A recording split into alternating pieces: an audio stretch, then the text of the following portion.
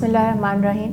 Assalamu alaikum. My name is Dr. Somya Iqtidar and I'm working as Associate Professor of Medicine at King Edward Medical University. So unfortunately हम इसको contain नहीं कर सकते because हम human movement को contain नहीं कर सकते.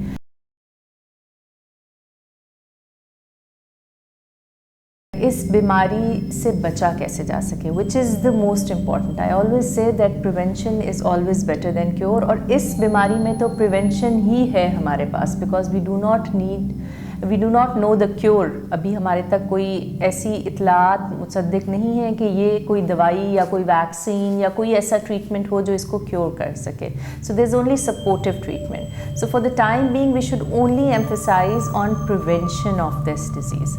और प्रिवेंशन वही है जो बाकी रेस्पिरेटरी ट्रैक्ट इन्फेक्शंस की प्रिवेंशन होती है, जो बाकी वायरल इन्फेक्शंस जो रेस्पिरेटरी ड्रॉपलेट्स के थ्रू फैलते हैं उनकी इन्फेक्शन होती है. उसमें सबसे इम्पॉर्टेंट ये है कि क्योंकि ये आपकी बॉडी सिक्रीशन से फैलता है, तो छींकते वक्त, खांसते वक्त अपने मुंह को रुमाल से, टिश्यू पेपर से ढाँप के रखिए.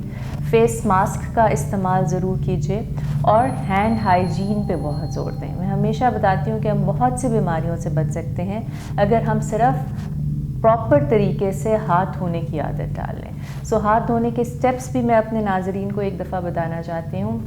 हाथ आप बार बार धोइए, साबुन से धोइए और एटलीस्ट 20 सेकंड्स जो हैं वो आपको हैंड वॉशिंग के लिए सर्व करने चाहिए.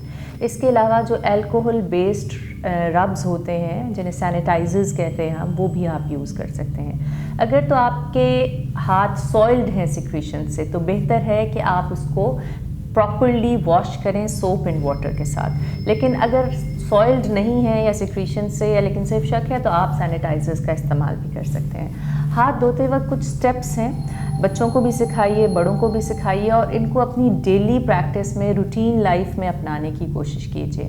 उन हाथों को धोने का तरीका ये है कि पहले आप पामर सर्फेसेस को हाथ से धोइए, डॉर्सल सर्फेसेस को दोनों तरफ से धोइए, ठीक है. उसके बाद ये इंटरडिजिटल जो आपकी क्लेफ्ट्स होती हैं, ये जो स्पेसेस होती हैं, वेब स्पेसेस हैंड्स के बीच में, इनको ज़रूर वॉश कीजिए. अपने जो नेल्स हैं इनके दरमियान सिक्रीशंस फंस जाती हैं, तो इन नेल्स को ज़रूर वॉश कीजिए. अपने नकल्स को ज़रूर वॉश कीजिए. थंब को कभी ना भूलिए, ठीक है. और फिर ये रिस्ट का एरिया है. सो इनको आप प्रॉपरली वॉश करें हैंड्स को. क्लीन वाटर और सोप जो है वो सबसे अच्छा है. अल्कोहल बेस्ड रब्स भी आप यूज़ कर सकते हैं. कॉफ एडिकेट्स में ये है कि जब आप खांसते हैं तो आप, ये तो एक तरीका ही है कि आपने टिश्यू पेपर या रुमाल से अपने आप को ढकना है. अगर आपके पास अवेलेबल नहीं है तो ये जो आपकी, ये इस तरह आप अपने एल्बो के बीच के अंदर जो है वो कवर कर सकते हैं ताकि आपके हैंड्स जो हैं वो कंटेमिनेट ना हो. बिकॉज एक तो डायरेक्ट कांटेक्ट होता है कि आपने छींका और वो रेस्पिरेटरी ड्रॉपलेट किसी और इंसान के बॉडी के साथ इन कांटेक्ट आया और वो इन्फेक्टेड हो गया. और दूसरा तरीका ये होता है कि आपने छींका किसी सरफेस के ऊपर, जैसे यहाँ पे छींकने या खांसने से सिक्रीशन जिस जगह पे जमा हो गई, अब कोई और आदमी वहाँ बैठा, उसने उसको हाथ लगाया, तो फ्रॉम दैट टच वो सिक्रीशंस उसके हाथ पे ट्रांसफ़र हो गई.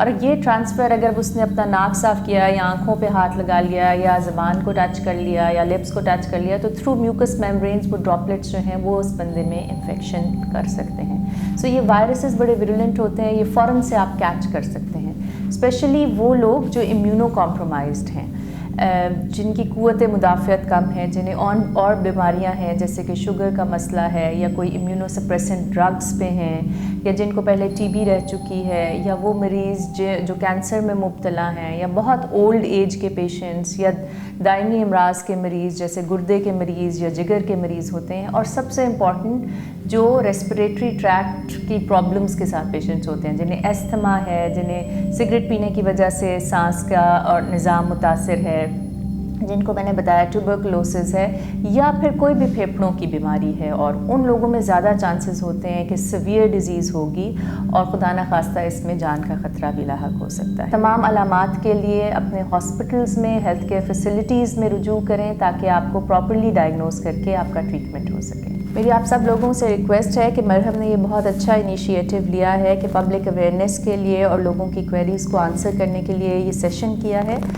इसको ज़्यादा से ज़्यादा शेयर करें ताकि ये इन्फॉर्मेशन हम बहुत सारे लोगों को पास ऑन कर सकें और इसको सदका जारिया समझ के शेयर करें. Thank you.